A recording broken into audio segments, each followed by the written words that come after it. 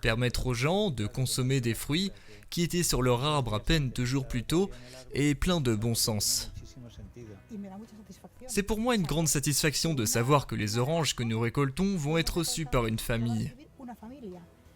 Elle va pouvoir en apprécier le goût, valoriser la façon dont nous les avons cultivées et aura le plaisir de venir visiter nos champs. Il existe une différence importante entre la vente directe aux consommateurs et la vente par le biais d'intermédiaires, puisque la plupart du temps, les intermédiaires fixent eux-mêmes le prix.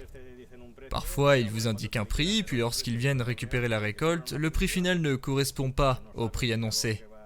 Ils vous font payer une commission dont vous ne connaissez jamais le montant, et ils fixent le prix sans prendre en compte combien la production a réellement coûté à l'agriculteur.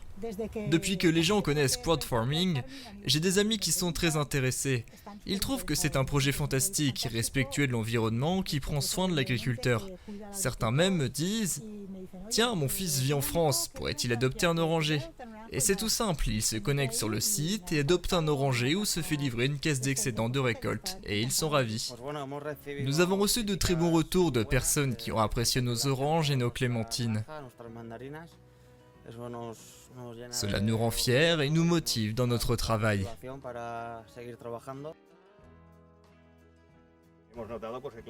Nous avons constaté que le client est très satisfait et en même temps nous bénéficions aussi du modèle car nous fixons un prix équitable basé sur les coûts de production. En fin de compte, ce que nous voulons, c'est pouvoir cultiver la terre.